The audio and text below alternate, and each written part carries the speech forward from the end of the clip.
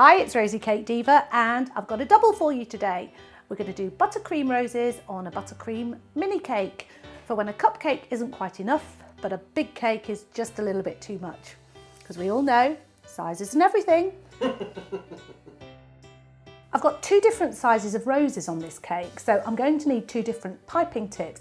So I'm going to make life easy for myself. I've got a coupler set that comes in two parts, and I'm going to attach my nozzle using this set. So what I'm going to do is take my piping bag and just pop my coupler inside, and then all I have to do is attach my piping tip and screw it in with the second part of the coupler.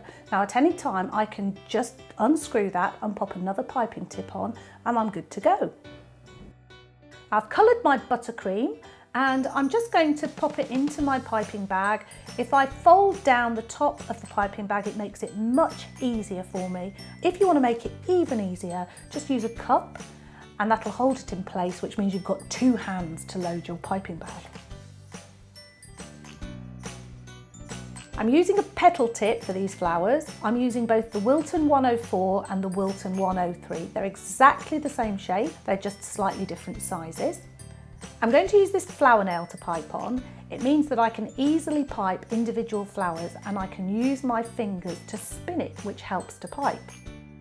I put a bit of buttercream on it and I'm going to use that to keep a bit of wax paper on, and that's what I'm going to pipe my flower onto.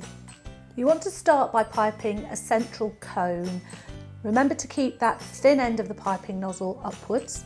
Then 3 petals with a vertical motion going up and down, then 5 petals, and as you go outwards, just angle that top of the piping nozzle out slightly and you'll get that lovely flower shape.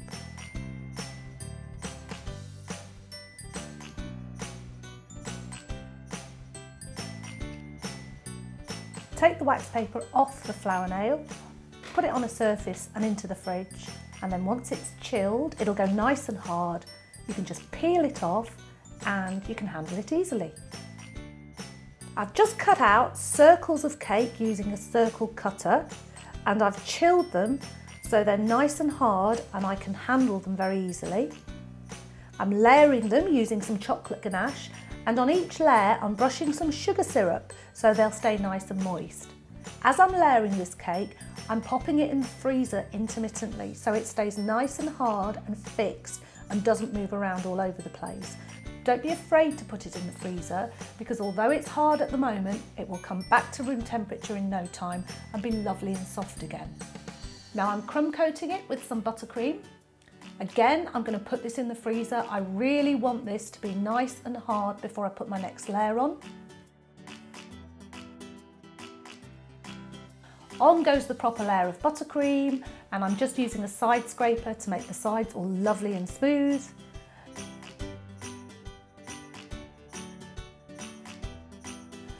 And I'm using a spatula to bring in the top so it's nice and straight. It doesn't have to be perfect because we're going to cover it, but at least it's a nice base to work on. Okay, now for the fun bit. I'm going to put all my flowers on top of my cake, and I'm going to use a leaf tip to pipe some green leaves, and this buttercream is also helping to keep those flowers in place. I've made some little buds using the Wilton 103 petal tip, and I've popped them in the freezer, and I'm going to use those to place around the bottom of my cake.